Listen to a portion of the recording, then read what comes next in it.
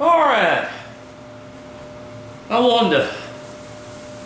I've been cutting grass all day. Tough on an old man, but it's good to work.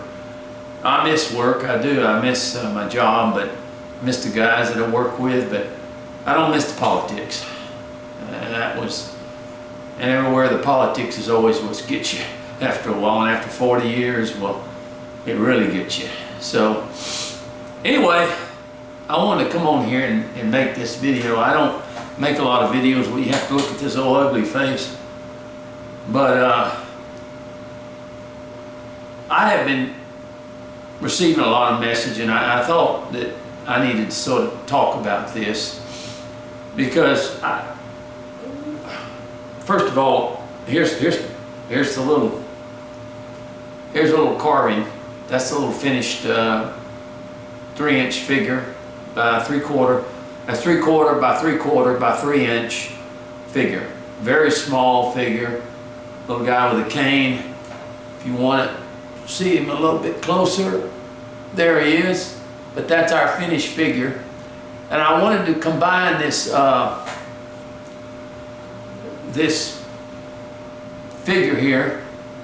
And the reason I'm shaking, I'm not nervous. After I weed eat, I don't know what it is with me, but after I weed eat, my hands shake for a long time afterwards. And maybe it's just a vibration, I don't know what it is, of the weed eater or whatever, but I've noticed that when I weed eat a lot, my hands shake for a while. Just plays with them old nerves, you know. Anyway, that's our little figure.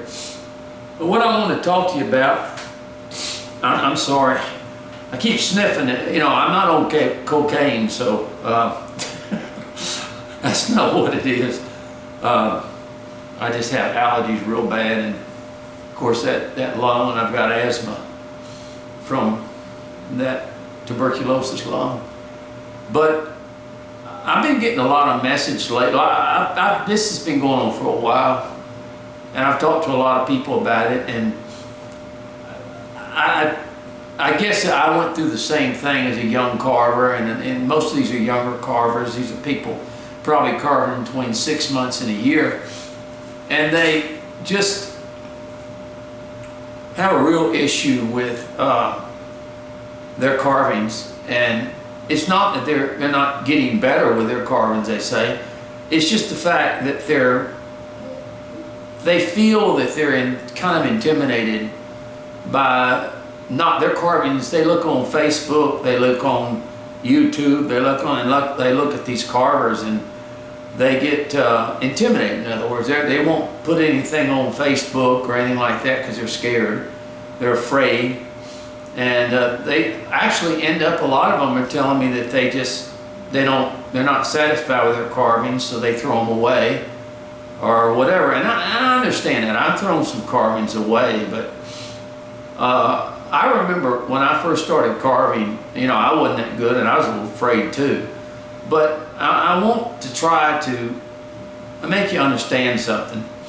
I learned in the 30-something years that I've been a carver, people are very funny when it comes to something that's handmade. You don't get much of that anymore, you know that. Everything is machine made or mass produced or whatever. So I look at a lot. I've had so many people I visited that I hadn't seen in years and years, sometimes family, sometimes those things, and I'll walk in their house or be in their house, and I'll look up on the mantelpiece, and there's one of my old carvings that I gave them. Or somebody will say on Facebook or something, boy, you know, I remember that carving you gave me, you know, 20 years ago. I still got it on my mantelpiece and all that other stuff. And you'll see that carving and you look at it and you think, you want to hide your head, it looks so bad. Or just, you know, compared to what you're doing now or whatever. Or what you're whittling or carving or whatever. So you you sell yourself short, let's put it this way. There's a lot of carvings that I gave people years ago that I look at now and I think they're the worst looking things I've ever seen when they come to it. But those people it's still on the mantelpiece, and they're just as, you remember when you gave me this carving? And they are just as proud as can be to put it on their mantelpiece and stuff like that. So what I'm trying to get at in this situation is, even if you're not a great carver, and even if over the years you don't become a great carver, and I don't consider myself a great carver or a great whittler. I just consider myself average, I guess, in a lot of ways. I've just got a lot of videos that I've shared and touched with people, and I told you about why I started that. It's been going on almost 15, 16 years now. But always remember something. What you think is bad, another person looks at and goes, man, I'd like to have that. Don't throw it away. Don't give it away. And go ahead, instead of throwing it away, just go ahead and finish it. And if it's not the greatest in the world, the next one will be better, and the next one will be better. But go ahead and finish it. Paint it if you have to. I have had people that, like I said, that I have seen, they sent me pictures of carvings I sent them 20, 25 years ago that they have in their homes, that I'd be ashamed to say that I gave it to them. But they love it. And what we have to understand is, these days, is that things that are handmade by people are very special to a lot of people, because you don't get that anymore. And when family or friends, and that's what I'm saying, don't sell yourself short when you're not that great a carver or whittler or whatever.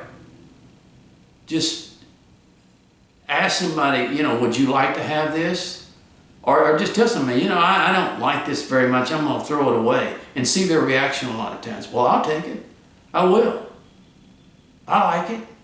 And they'll put it on their mantelpiece, or they'll put it in their bedroom, or their kitchen, or something like that.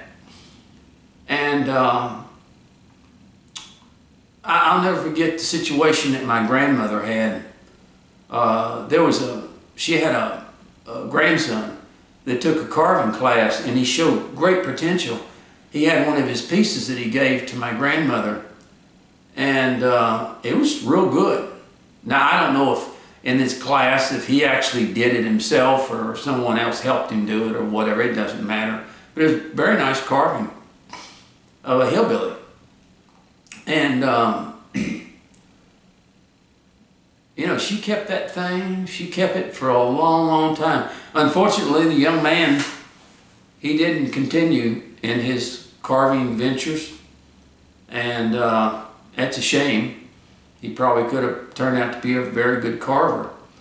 But she kept that thing for, oh gosh, it was on her windowsill for years and years and years and years and years until she passed away.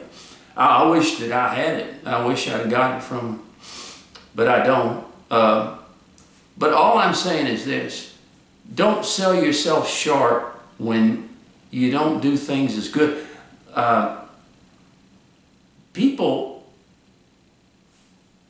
The saying is this: there'll be somebody someday that will want that carving,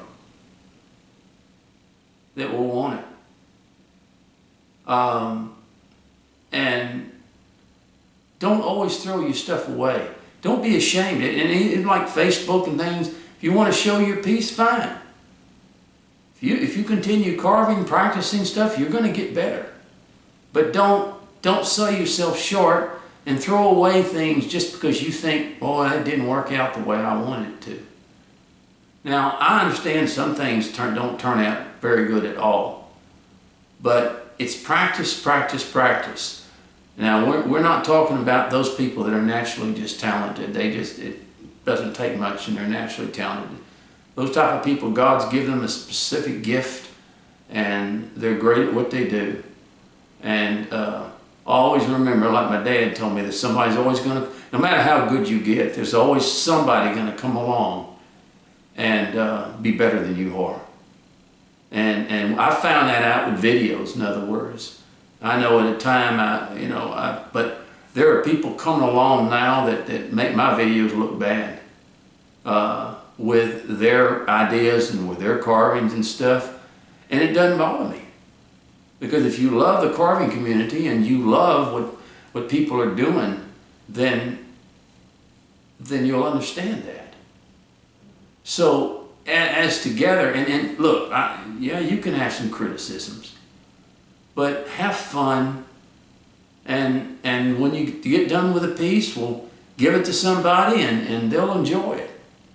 So don't sell yourself short, because I hear this all the time. I'm not good enough to put my stuff on Facebook. I'm not good enough. All these great carvers, I'd be ashamed to do all that kind of stuff. Don't be ashamed. Don't be. Go ahead and keep doing it, and you'll get better at time.